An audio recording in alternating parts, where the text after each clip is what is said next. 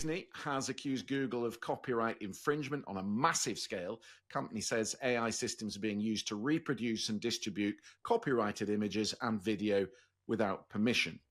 This week, the company's lawyers sent Google a cease and desist letter. So we're going to get into all of that. What does it mean for creators, for AI innovation, for the future of copyright law itself, and who really owns creativity in the age of artificial intelligence? This week, we're joined by the journalist and media commentator Graham Lovelace, who writes about the impact of AI on the media. He is often referred to as the AI truth teller, so he's going to tell us some truths today.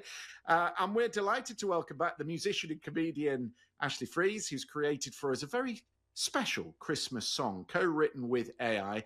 It's a reflection on a turbulent year in artificial intelligence. Here's a flavour.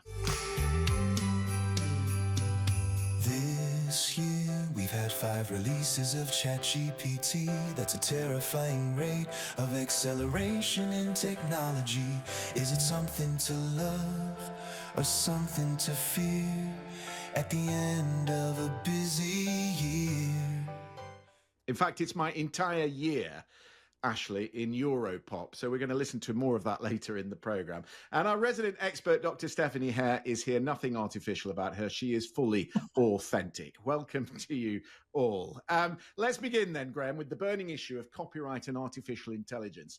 The government's approach, as proposed, would allow AI firms to use copyrighted material unless the creators opt out. Is that a necessary step, do you think, in order that the UK's industry can remain at the forefront of innovation, or is it a threat to creators? It's a threat to creators, Christian, very much so. That consultation was actually launched a year ago today. So we've been waiting for the results, and we only got them this week. And as you say, the results show an overwhelming rejection of the government's own position. Now, the reason why it's a threat to creativity is that the creators themselves, be they authors, illustrators, translators, etc., they have no idea which model has scraped their content. So without something called transparency, which Baroness Kidron, the creators' champion in the House of Lords, she's a filmmaker who 5 times defeated the government on this issue.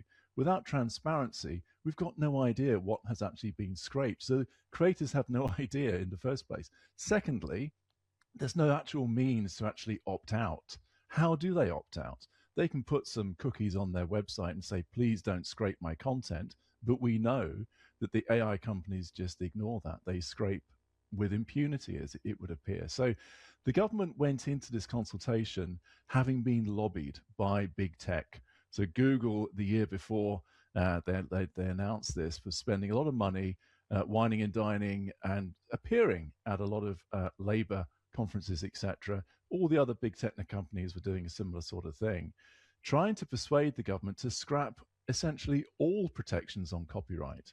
So glad to say that the option in the consultation that was basically given them complete rights to scrape everything without any opt-out whatsoever, which only got 0.5% support, by the way, in the consultation. Now, the government then thought, okay, we've got a sort of halfway house here.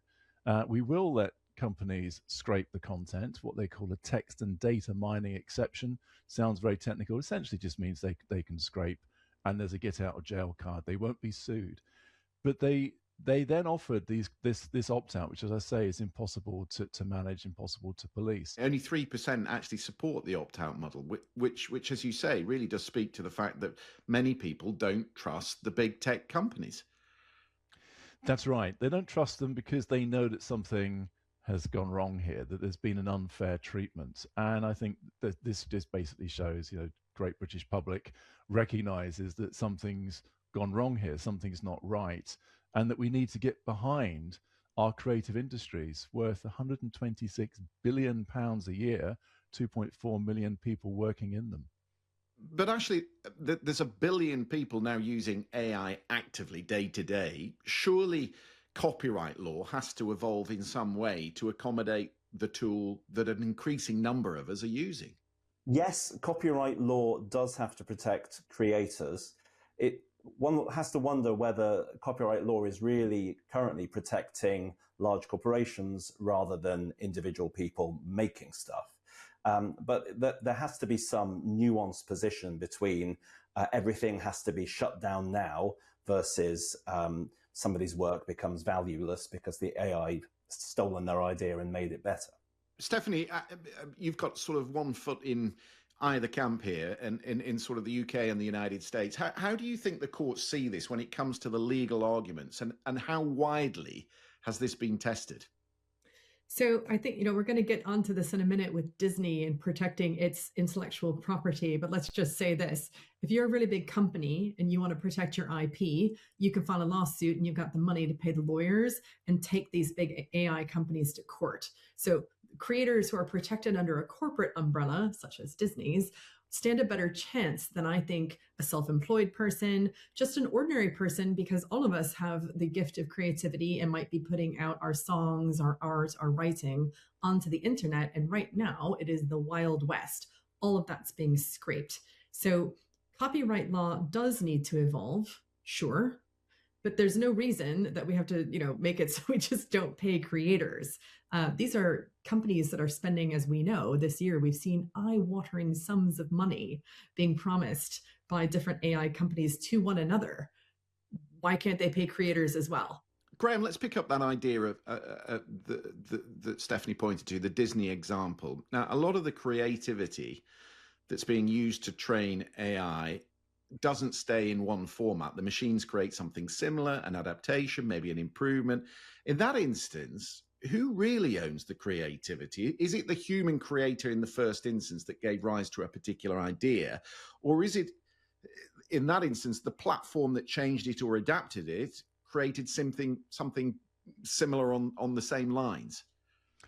Well, it depends which jurisdiction you're in, really, in terms of what is the copyrightability of awful word, of an AI output. And if there's enough human expression and you've actually documented how you've gone about creating this AI output using a lot of work and maybe taking stuff into Photoshop, modifying it, then re-uploading it, etc., you could claim that there is some human content, human ownership there, because it contains enough of what you were trying to actually achieve. If it's purely a voice prompt or a text prompt, and you're then taking the output from an AI model, very little human work gone into that, no expression actually being recorded in the output, it's unlikely you're going to own it. This is going to be tested, though, by that Disney deal with OpenAI to create Disney characters within Sora. Who's going to own those?